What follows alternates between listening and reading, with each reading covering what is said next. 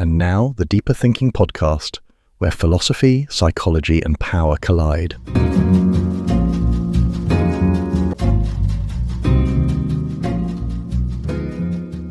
Welcome to the Deeper Thinking podcast.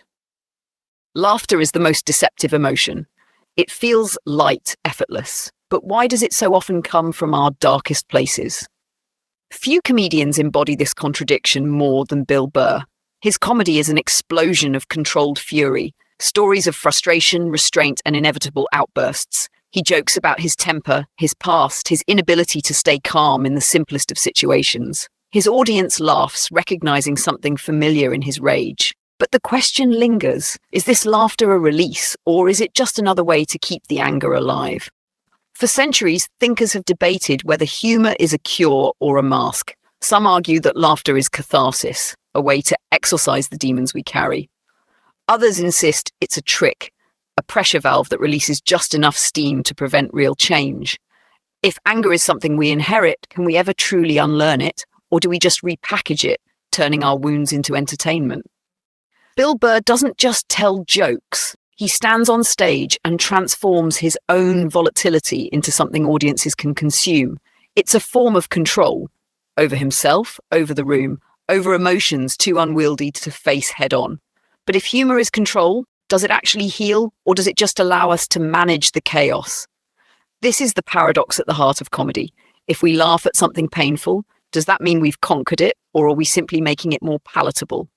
If humor is truly cathartic, why do so many comedians still wrestle with the emotions they joke about? And if we take away the laughter, what's left? To understand this, we need to go beyond the punchlines. We need to step inside the mind of someone who lives this paradox every day.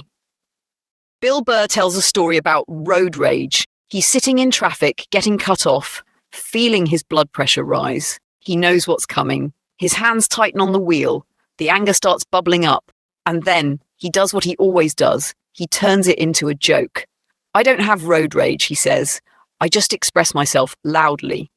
The audience laughs, he laughs, the tension breaks. But does it really? We've all been there. That moment when frustration surges, when something feels unfair, when we catch ourselves about to snap. And then someone cracks a joke. Maybe it's us. Maybe it's a friend. But the laughter shifts the energy, smooths over the rough edges, makes it easier to swallow. It's like a trick we play on ourselves. The question is, does it work? Comedy is full of figures like Burr, comedians who turn personal turmoil into public catharsis. Richard Pryor made us laugh about addiction and trauma. George Carlin channeled his disillusionment into razor-sharp satire. Even Mark Twain, one of America's earliest humorists, used wit to dissect the absurdities of human nature. Their humor wasn't just about being funny, it was about survival. But what exactly are we surviving? If laughter is a coping mechanism, is it actually helping us heal? Or is it just keeping us from facing what's underneath? Burr himself admits that his temper hasn't disappeared. "I'm not as angry as I used to be," he says, "but I still flip out before noon." That's the problem with managing emotions instead of resolving them. They never really go away. So what is humor actually doing? Is it a form of therapy, a way of confronting our demons without getting burned? Or is it just a diversion, a sleight of hand that lets us look away for a moment before the feeling returns? If anger is fuel for comedy, what happens when the fire never goes out?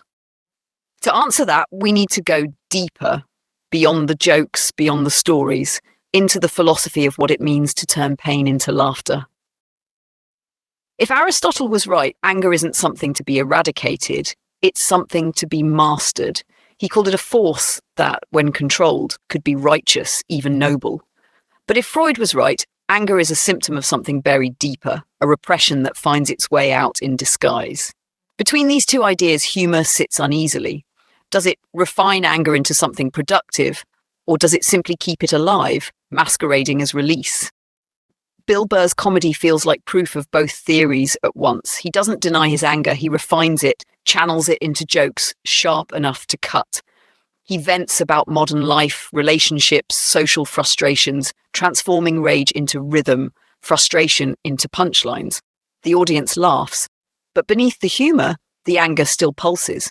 If he can turn it into something funny, does that mean he has control over it, or is he just giving it another shape? Nietzsche might argue that comedy is an assertion of power. Laughter, after all, can be a weapon. It takes control of a moment, shifts the balance of who holds authority. But if that's true, does it mean comedy is catharsis or simply dominance by another name? If anger is redirected into humour, is it truly diffused or does it just change tactics? Modern psychology suggests a third option.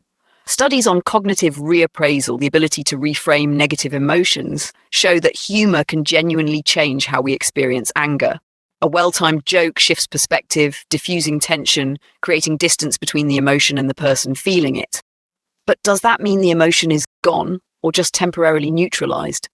If Aristotle is right, Burr's comedy is a virtue, anger controlled and given purpose. If Freud is right, it's repression, laughter as a mask.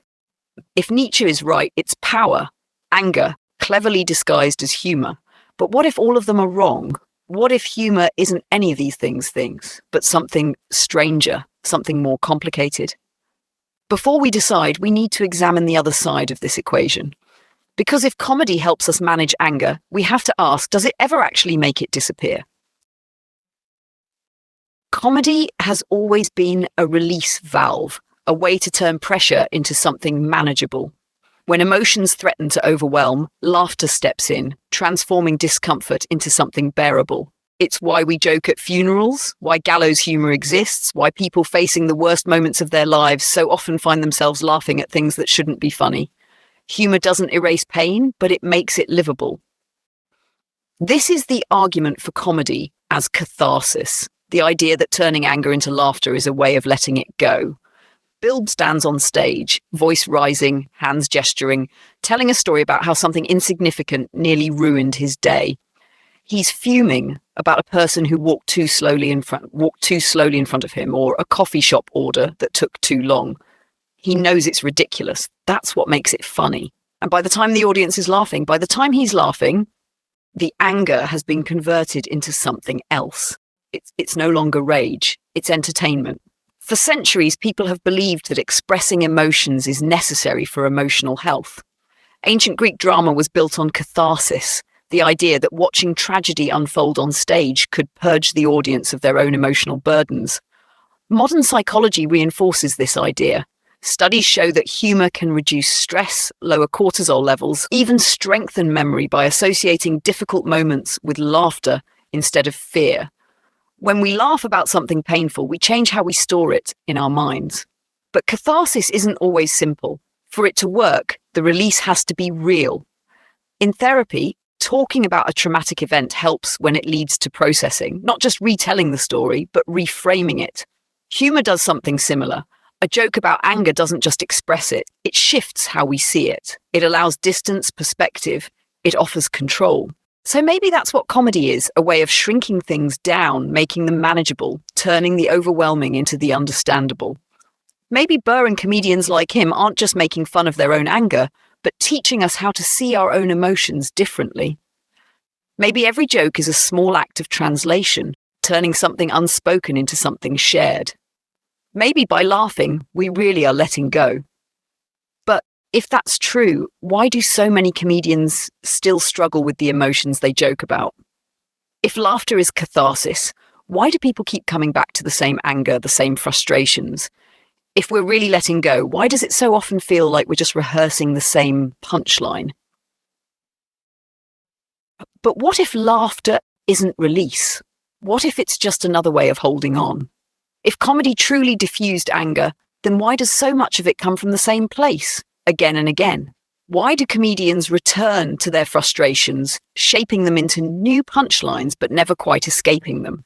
If humour is a coping mechanism, does it actually resolve emotions, or does it just allow us to live with them?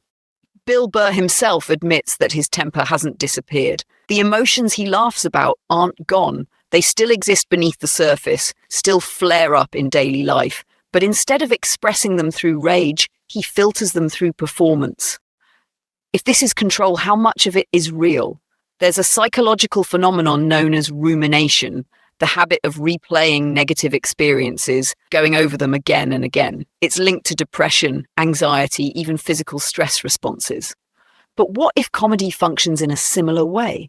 What if turning anger into humor doesn't actually process it, but preserves it, locking it in place by making it part of an identity? Freud believed that humor was a form of repression, an unconscious defense mechanism that allows us to express what we otherwise couldn't admit. But repression doesn't mean elimination. The things we push down don't disappear, they return in other forms.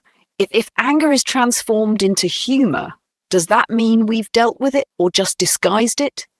Even outside of psychology, there's reason to question whether comedy truly diffuses anything. Political satire has existed for centuries, yet the injustices it mocks persist. Social issues don't disappear because we laugh at them. If anything, comedy can normalize anger, making it easier to live with rather than confront. Burr himself is aware of this. He jokes about his temper, but he also acknowledges that managing anger isn't the same as eradicating it. So what if comedy isn't a solution at all? What if laughter doesn't actually process emotions, but merely repackages them, making them more socially acceptable? What if humor, instead of being a release, is a way of preserving the very things we claim to let go of? If that's the case, then comedy isn't just a coping mechanism. It's a trick, one that works until the laughter stops. But what if comedy doesn't just reflect anger? What if it reinforces it? If laughter allows us to keep our emotions at a safe distance, does that distance also prevent us from ever truly moving on? What if humor isn't catharsis, but fuel? Nietzsche argued that all human interaction is a form of power. We are constantly seeking dominance, control, the upper hand. If that's true, then comedy isn't just a release, it's a weapon. A well-timed joke can deflate an opponent, shift a conversation, turn an individual frustration into collective agreement. The audience isn't just laughing, they're aligning. The comedian isn't just telling jokes, they're shaping how people see the world. That's what makes satire so powerful and so dangerous. Political comedy has always been a way to challenge authority, to mock those in power. But satire also has a strange side effect. It allows people to feel like they've done something when they haven't. If we can laugh at corruption, if we can joke about dysfunction, if we can turn anger into entertainment, then do we still feel the urgency to act? Bill Burr's comedy is deeply personal, but the dynamic is the same. He's not just laughing at his own anger, he's inviting the audience to laugh with him, to see their own frustrations in his, to validate the idea that the world is, in fact, absurd, frustrating, maddening. It's a relief. But it also means that the emotion is being reinforced. The problem isn't solved. It's just been given a better narrative. Studies in social psychology suggest that venting, whether through ranting, humor, or emotional outbursts, often strengthens the emotion rather than dissipating it.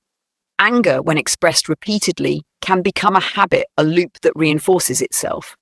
If comedy is a socially acceptable way to express frustration, then is it possible that comedians, by turning their personal grievances into public laughter, are ensuring they never actually let go of the things that fuel them?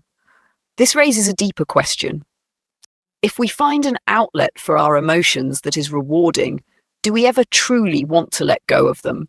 If anger fuels creativity, if frustration fuels comedy, then what incentive is there to resolve those feelings? Maybe the anger isn't just there to be laughed at. Maybe it's part of the design. So we have to ask, is comedy helping us manage our emotions, or is it keeping them alive? Is humor a cure, or is it an addiction? One that makes us feel better without actually making us better. If laughter is supposed to be the release, why does it so often leave us wanting more? So where does that leave us? If comedy doesn't erase anger, if it doesn't truly resolve emotions, then what exactly is it doing? Is it a trick of the mind, a coping mechanism that allows us to function without ever confronting the root cause?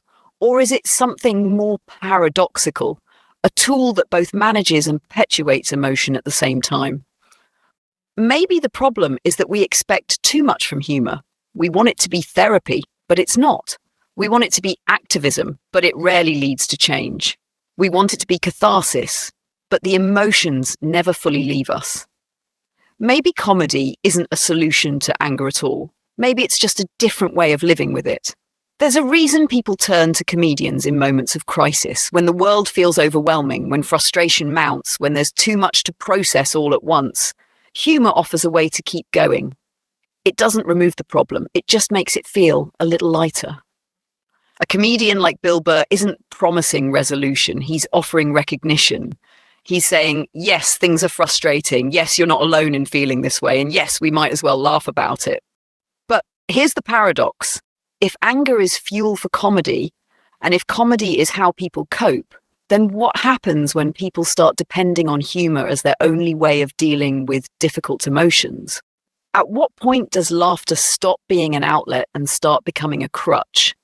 If we can always joke about our pain, do we ever have to face it? Buddhist philosophy suggests that the real key to dealing with emotions isn't control, but detachment. Anger isn't something to be suppressed, nor is it something to be indulged. It's something to be observed. To laugh at something, to truly find humor in it, requires a certain level of detachment. Maybe that's why comedy feels so powerful. Maybe it's not because it removes anger, but because it allows us to step back from it, to see it from a different angle, to understand it without being consumed by it. So maybe the real function of humor isn't to make anger disappear. Maybe it's to give us enough distance from it to keep it from overwhelming us. Maybe comedians like Burr aren't trying to cure anything. Maybe they're just holding up a mirror, giving us a way to see our own frustrations more clearly. And maybe that's enough. But if laughter gives us distance from our emotions, then what happens when the joke is over? Does time change us, or do we just become better at explaining ourselves? If humor helps us manage anger, but never erases it, then what does that mean for the way we deal with our emotions? Are we learning to control them, or are we just learning how to repackage them into something more digestible? Bill Burr has changed over the years. He acknowledges it himself. He's calmer than he used to be, less explosive, more aware of the ways his anger affects the people around him. But that anger is still there. It's part of him, woven into his comedy, his personality, his way of moving through the world. Some emotions don't disappear, they just evolve. Maybe the purpose of humor isn't to get rid of emotions, but to help us carry them differently. Until next time.